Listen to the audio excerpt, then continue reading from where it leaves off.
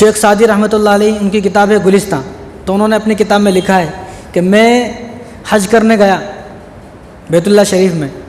تو بیت اللہ شریف میں بڑی بھیڑ ہوتی تھی دن میں، تو میں نے ارادہ کیا میں رات کو جاؤں گا جب کوئی بھی نہ رہے گا، وہ زمانہ الگ تھا، اس زمانے میں اتنے لوگ نہیں جاتے تھے، تو انہوں نے ارادہ کیا میں اس وقت جاؤں گا جب کوئی بھی بیت اللہ شریف میں نہیں ہوگا، تو رات میں گئے جب کوئی بھی نہیں تھا، تو دیکھا کہ بیت اللہ شریف کے اندر سے آواز آ رہی ہے کہ اللہ مجھے معاف کر دے۔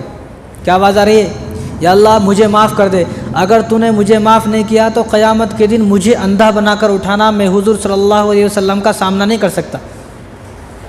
اب شیخ سعدی رحمۃ اللہ علیہ حیران ہو گئے، بھئی یہ آدمی کون ہے، کہاں سے آواز آ رہی ہے؟ تو انہوں نے جب تلاش کیا تو دیکھا کہ کعبے کے جو غلاف ہے نا، غلاف کے اندر ایک آدمی لپٹا ہوا ہے، غلاف کے اندر چھپ کے ہے، اور اللہ تبارک و تعالیٰ سے دعا کر رہے ہیں اللہ مجھے معاف کر دے، اگر مجھے معاف نہیں کرتے آپ تو مجھے قیامت کے دن اندھا بنا کر اٹھانا، میں قیامت کے دن اللہ تبارک و تعالیٰ سے دعا کر رہے ہیں کہ میں حضور کا سامنا نہیں کر سکتا۔ اب یہ حیران ہو گئے، اب انہوں نے چھپ کر دیکھا کہ میں دیکھوں گا یہ آدمی ہے کون جو اس طرح دعا کر رہا ہے۔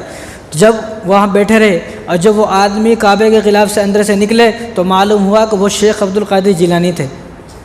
وہ غوث پاک تھے۔ کیا دعا کر رہے ہیں؟ یا اللہ مجھے معاف فرما دے، میری غلطیوں کو معاف فرما دے، ورنہ مجھے قیامت کے دن اندھا بنا کر اٹھانا، اندھا، میں حضور کا سامنا نہیں کر سکتا۔ آج کل تو ہمارے اندر سارے عیب ہیں، پھر بھی ہم نے کبھی دعا نہیں کی اللہ مجھے معاف کر دے۔ ہم پتہ کون سی دعا کرتے ہیں؟ یا اللہ بس ایسی دعا ہو جائے آج کہ میں رات کو سوؤں، صبح اٹھوں تو میرے چھت کے اوپر پیسوں سے بھری پائی چھت، 2-3 سوٹ کیس مل جائیں چھت کے اوپر پیسوں سے بھرے ہوئے، یہ ہماری تمنا ہے۔ نہ ہم نے کبھی دعا اپنے ایمان کی خاتمے کی کری ہے، یا اللہ میں جس طرح ایمان کی حالت میں زندہ ہوں اسی طرح جب میری موت آئے تو میں ایمان کی حالت میں موت آئے اور میں ایمان پر ثابت قدم رہوں، یا اللہ مجھے معاف فرما دے۔ تو آدمی کو یہ دعا کرنا چاہیے کہ اللہ تم مجھ سے راضی ہو جا۔ دنیا تو بھائی ایک مزدور کی بھی کٹ رہی ہے اور دنیا میں اس کے آدمی بھی کٹ رہی ہے جس نے لاکھوں کروڑوں روپے کما لیے ہیں، دونوں کی کٹ رہی ہے، اس کی بھی کٹ جائے گی، یہ بھی مر جائے گا، وہ بھی مر جائے گا، لیکن مطلب یہ ہے کہ جس سے اللہ تبارک و تعالیٰ راضی ہوا تو اس کا زندگی میں جینے کا کامیابی ہے۔ اگر اس کی زندگی ایسے ہی یوں ہی گزر گئی، اللہ تبارک و تعالیٰ ناراض ہو گئے تو اس کی زندگی میں صرف ناکامی ہے اور کچھ بھی نہیں ہے۔ تو اسی طرح یہ ولیوں کی صفتیں دیکھو، اتنے بڑی ولی یہ فرما رہے ہیں کہ اللہ مجھے معاف کر دے ورنہ اندھا بنا کر اٹھانا۔ اور آج کل کے ولی کیسے ہیں؟ بغیر علم۔ شیخ عبد القادر جیلانی رحمۃ اللہ علیہ کی کتاب ہے فتوح الغیب، انہوں نے اپنے ہاتھوں سے لکھی ہے کتاب، ان کی خود کی کتاب ہے، تو انہوں نے اس کتاب میں ایک عجیب بات لکھی ہے کہ جو آدمی ولی کا دعویٰ کرے میں ولی ہوں اور فرائض کو چھوڑ دے، ولی کا دعویٰ کر دے اور صرف نفل پر عمل کرے، مستحب پر عمل کرے، فرائض کو چھوڑ دے، تو انہوں نے فرمایا غوث پاک نے کہ اس آدمی کی مثال اس کی طرح ہے،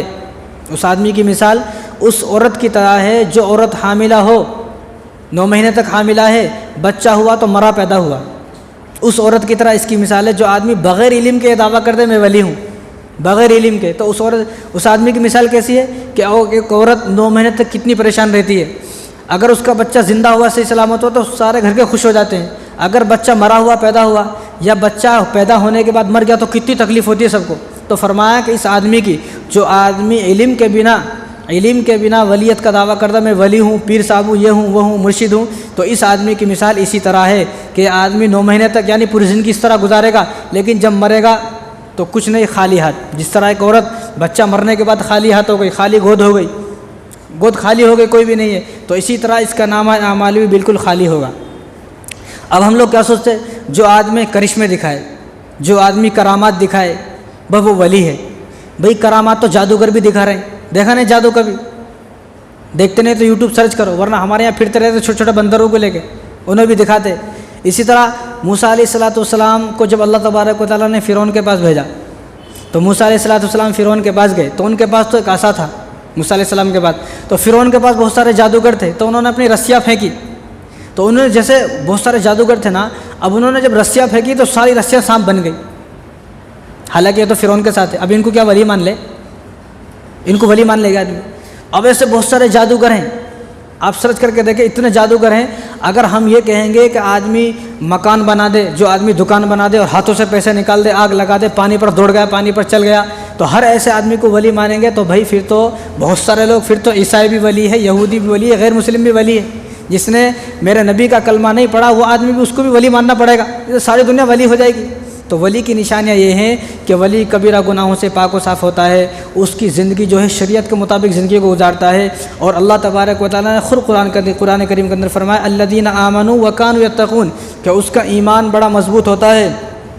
اور وہ گناہوں سے بچتا ہے، اس کی زندگی جو ہے وہ پرہیزگاری کی زندگی ہوتی ہے، تقوی والی زندگی ہوتی ہے، رسول اللہ کے سنتوں کے مطابق اپنی زندگی گزارتا ہے۔ تو اللہ تعالیٰ خود فرما رہے الذین آمنوا وکانوا یتقون، جس کا ایمان مضبوط ہو اور جو گناہوں سے بالکل پاک و صاف ہو، الا ان اولیاء اللہ لا خوف علیہم ولا هم يحزنون، یہ اللہ تبارک و تعالیٰ کے دوست ہیں۔ اور آگے فرمایا ان اولیاءہ الا المتقون،